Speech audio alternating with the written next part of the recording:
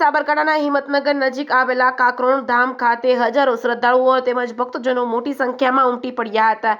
ગુરુચરણના આશીર્વાદ મેળવી કૃતાર્થ થયા હતા. ગુરુ પૂર્ણિમા નિમિત્તે સાબરકાંઠાના હિંમતનગર ખાતે વર્ષોથી કાકરોણ ધામ ખાતે હજારોની સંખ્યામાં ભક્તજનો તેમજ શ્રદ્ધાળુઓ પૂજ્ય નરસિંહ દાદાના દર્શને આવે છે. જોકે છેલ્લા કેટલાય સમયથી પૂજ્ય નરસિંહ દાદાને પગલે સમગ્ર વિસ્તારમાં આધ્યાત્મિકતાનું વાતાવરણ ઊભું થયું છે. ત્યારે આજે ગુરુ પૂર્ણિમા નિમિત્તે હજારોની સંખ્યામાં લોકો પૂજ્ય નરસિંહ દાદાના આશીર્વાદ મેળવવા આવ્યા હતા. સાથે તેમના આશીર્વાદ થકી જીવનના બદલાવની વાત કરી હતી. જોકે છેલ્લા કેટલાય સમયથી કાકરોલ ગામ ખાતે દર પૂનમે હજારોની સંખ્યામાં લોકો પ્રસાદ મેળવી રહ્યા છે. સાથોસાથ કાકરોલ ગામ ખાતે દિવસનું 20 થી 25 મણ અનાજ પશુ પક્ષીઓને નાખવામાં આવે છે. જેના પગલે પ્રતિદિન હજારોની સંખ્યામાં પશુ પક્ષીઓ કાકરોલ ગામની મુલાકાત લઈ રહ્યા છે. એક તરફ સ્થાનિક લોકો માટે ધામ આધ્યાત્મિકતાની તરફ જઈ રહ્યું છે, ત્યારે પ્રાગટ્ય સ્થળ બની રહ્યું છે. બીજી તરફ પશુ પક્ષીઓ માટે તરણ સહિત જળ મેળવવા માટેનું આશ્રયસ્થાન બની રહ્યું છે.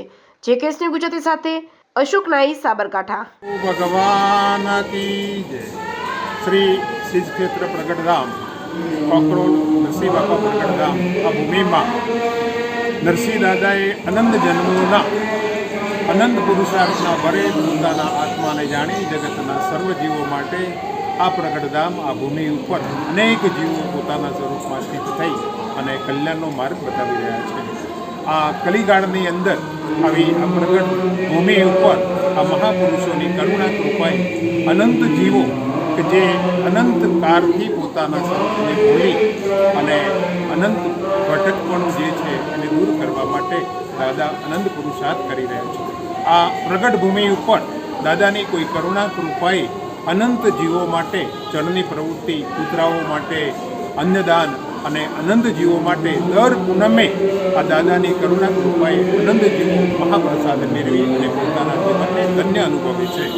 આ સાથે સાથે દાદાના પોતાના આધ્યાત્મિક અનુભવોના અનંત પુસ્તકો દ્વારા અનંત જીવો સુધી એમનું આ માર્ગદર્શન પૂરું પાડી અને આ ભારતની ભૂમિ ઉપર આજે આવા ગુરુ પૂર્ણિમાના મહોત્સવ વડે દાદા અનંત જીવો ઉપર કરુણા કૃપા કરે. આશ્રમમાં શું સેવા કરવામાં આવે છે, પ્રવૃત્તિ કરવામાં આવે છે?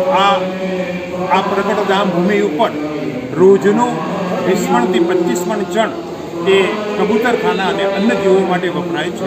કૂતરાઓ માટે પણ એ દાદાની કોઈ કરુણા કૃપાથી અન્નદાન કૂતરાઓને પણ અપાય છે અને સાથે સાથે અન્ય જીવો માટે, ગાયો માટે, પક્ષીજન માટે પક્ષીઘર બનાવવામાં આવે છે. 50 થી 40 મણ ચણ રોજનું આ જીવો માટે પૂરું પડાય છે. આ પવિત્ર ભૂમિને નતમસ્તક વંદન કરી મારી વાણી. સદગુરુ ભગવાન કી જય. સત્ય સનાતન ધર્મ કી જય. વાલા મુમુક્ષ ભાઈઓ, સત્ય સનાતન ધર્મ એ હિન્દુ સંસ્કૃતિની ધરોહર. સિંધુ તટે વસેલા હિન્દુ એ આજે પણ સનાતની કહેવાય છે. સનાતન એ કોઈ ધર્મ, પંથ કે વાડો નથી. એ એક ઉચ્ચ વિચારધારા છે કે જે આદિ અંતને મધ્યથી પણ ન્યારી છે. એ વિચારધારામાં ઓતપ્રોત ભારતીય સંસ્કૃતિ વર્ષોથી વ્યાસ મુનિએ આ ગુરુ પરંપરા અને શિષ્ય પરંપરાનું જ્યારે એમને આહ્વાન કરેલું ત્યારથી આજ સુધી હિન્દુ ભારતીય સંસ્કૃતિમાં ગુરુ અને શિષ્યના પવિત્ર સંબંધની આજે આપણે સૌ અલૌકિક